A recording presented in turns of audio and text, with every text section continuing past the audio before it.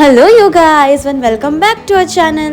আজকের দিনে আমি আর ইন্দ্র ভাবলাম যে একটা নতুন জায়গা যাওয়া যাক, যেটা আমাদের বাড়ির খুবই কাছে। তো প্রথমেই বললো যে এই নাও দুটো গোলাপ তোমার জন্যে, একটু সুন্দর সুন্দর ছবি তুলে দেবো, তোমার মিষ্টি মুখের সাথে একদম মানাবে। তা আমি একটু ব্লাশ করলাম, তারপর গল্প করতে করতে হাঁটতে হাঁটতে আমরা পৌঁছে গেছিলাম হচ্ছে লায়লকা মাঠে।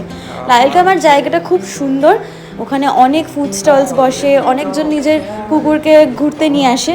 অনেক রাস্তায় অনেকজনের সাথে দেখা হয়েছিল যাদের এরকম ডগ ওয়াক করতে নিয়ে এসছে। একটা বিগেল ছিল, একটা পমেরিয়ান ছিল। নেক্সট আমরা একদম ছোট্ট মতো একটা দোকানে চলে গেছিলাম, মানে একটা ফুড স্টল খুলেছে নতুন ওরা। ওখানে খুব সুন্দর সুন্দর আইটেমস ছিল, মানে প্রত্যেকটা আইটেমে একদম মানে টেস্টি দেখতে লাগছিল।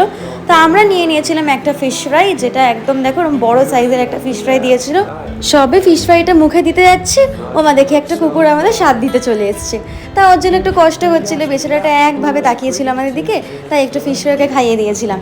এবার আমাকে আবার ইন্দ্র বলছিল যে তুই কিন্তু হাত দিবি না একদম খাবারে, হাত ফাত ধোয়া নেই, পেট খারাপ হয়ে যাবে, তাই ওই আমাকে খাইয়ে দেবে। যাই হোক, ভালোও লাগে যখন বয়ফ্রেন্ড এরকম মিষ্টি করে খাইয়ে দেয়। পেট পুজো করে আমাকে বললে তুই এই জায়গাটায় লোকেশনটায় দাঁড়া, একদম সুন্দর সুন্দর ছবি তুলে দেবো। তো বেশ ভালোই লাগছিলো, ওর আইডিয়াটা গাছও করেছে, ফুল টুল নিয়ে আমাকে বেশ সুন্দর দেখাচ্ছিল। তো বেশ কয়েকটা ছবি টবি তুলে আমরা আবার এগিয়ে গেলাম অন্য ফুড স্টলের দিকে। ওখানে ভাবলাম যে কিছু ভালো পাওয়া গেলে সেটাই খাবো, কিন্তু সেরকম কিছু পছন্দ হলো না, তাই আবার আগের ফুড স্টলটায় গিয়ে চিকেন ভুনা ভাপা অর্ডার করে ফেললাম। দেখো দুটো বড় বড় পিস দিয়েছিল এই সেম স্টলটা থেকে।